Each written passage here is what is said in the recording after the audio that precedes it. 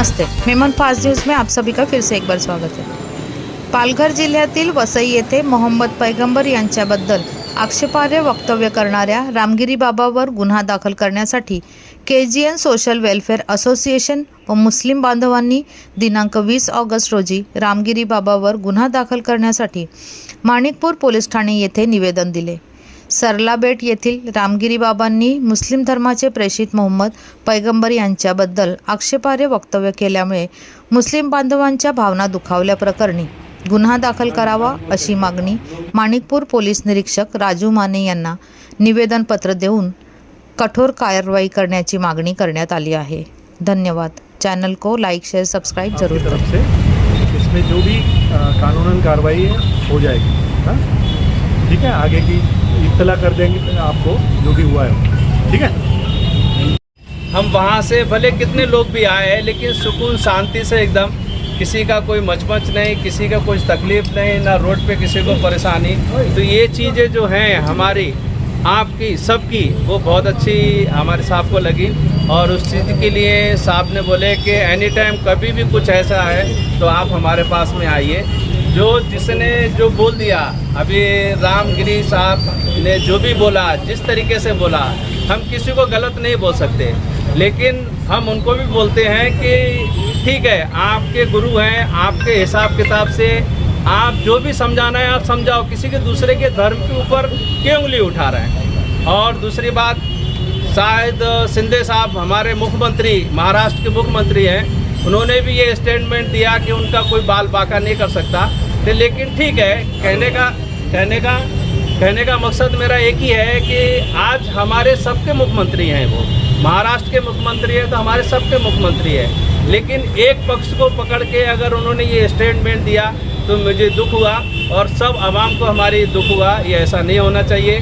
जब यहाँ पे आए हम, माने साहब, जब हम PI माने साहब हमारे साथ में खड़े हैं और हम वो हमारे साथ में खड़े होने के बाद में हमको सबको सपोर्ट कर रहे हैं, तो उनको ये पक्ष नहीं देखना है कि यहाँ पे कौन है। उनके लिए सब एक हैं, हिंदू, मुस्लिम, सिख, ईसाई, सब भाई भाई, सब उनके लिए सब एक ही हैं। लेकिन उसके बावजूद भी अगर ये ऐसा होता है तो ऐसा नहीं होना चाहिए।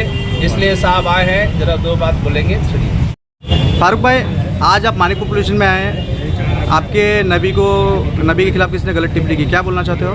अस्सलाम वालेकुम, मेरा नाम फारूक मुल्ला है। सबसे पहले हम ये जान लें कि अल्लाह ताला के बाद नबी करीम सल्लल्लाहु अलैहि वसल्लम का दर्जा मुसलमानों के पास क्या है।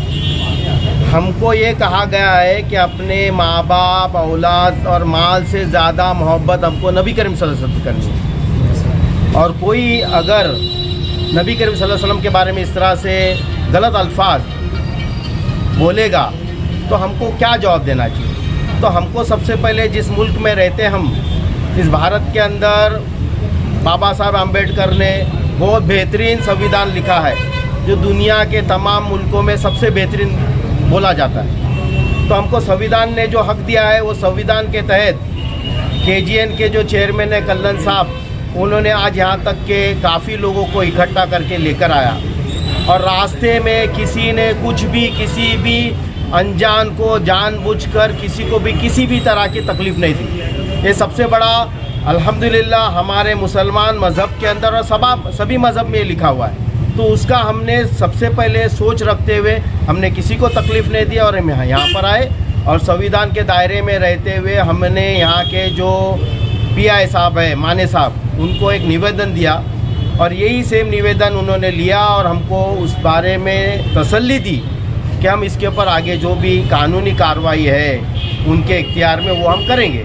तो इसी सिलसिले में कल वसई गांव पुलिस स्टेशन में भी दिया, 2-3 दिन पहले नालासपारा पुलिस स्टेशन में दिया और बाकायदा उधर FIR हुई, क्योंकि एक ही जुरिडिक्शन में आने के वजह से हर पुलिस स्टेशन में FIR नहीं होती है, तो इसको 0 FIR बोला जाता है।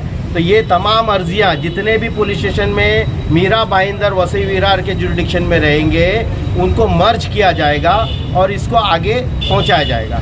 इसके अंदर इंशाअल्लाह आज के दिन मुंबई हाई कोर्ट के अंदर उसके खिलाफ पिटीशन दाखिल की जाएगी। अगर कोई इंसान, अगर वो हिंदू समाज का है और वो ऑरेंज कपड़ा, गेहुआ कपड़ा पहनता है, तो इसका मतलब वो संत और महाराज नहीं होता। संत और महाराज ऐसे अल्फाज नहीं निकालते, उनको भी उनके मज़हब ने साफ तरीके से बताया हुआ है कि क्या बोलना है, क्या करना है। इसी तरह से तमाम मज़हब के लोगों को बताया गया है। और इंशाअल्लाह जो एकनाथ शिंदे खान साहब ने बताया कि महाराष्ट्र के वो मुख्यमंत्री है, यानी तमाम लोगों के मुख्यमंत्री है जो महाराष्ट्र में सिटीज़न है, जो महाराष्ट्र में रहते हैं, तमाम मज़हब के लोग हैं जिनके वो मुख्यमंत्री है। हम उनकी रिस्पेक्ट करते हैं, लेकिन उन्होंने जिस तरह से अल्फाज इस्तेमाल किए कि मैं इनका बाल को बाका भी नहीं करके दिखाऊंगा, तो इंशाल्लाह हम दिखाएंगे कि कानून क्या है। हम कानून के ज़रिए उनसे लड़ेंगे और हमको कानून पे पूरा के पूरा भरोसा है और संविधान पे भरोसा है। और जिस तरह से लोकसभा इलेक्शन के अंदर तमाम जनता ने जो भारत के संविधान से प्यार करती थी और उसको समझती थी और उसका जवाब इतना बेहतरीन अंदाज से दिया, वो अंदाज रहता है वोट डाल के। तो जिस तरह से लोकसभा के इलेक्शन के अंदर तमाम लोगों ने अपने घर से निकल के अपने मस्तूरात को, औरतों को, बच्चों को ला के एक इलेक्शन में वोट दे के बता दिया कि यहाँ पर भारत के अंदर संविधान ही चलेगा, संविधान के खिलाफ कुछ भी आप सोचोगे नहीं होगा। तो इंशाअल्लाह ये जो इलेक्शन अभी महाराष्ट्र का आने वाला है, उस महाराष्ट्र के इलेक्शन के अंदर भी इंशाअल्लाह हम उसका बेहतरीन अंदाज से जवाब देंगे, वोट देके इंशाअल्लाह देंगे आप लोग।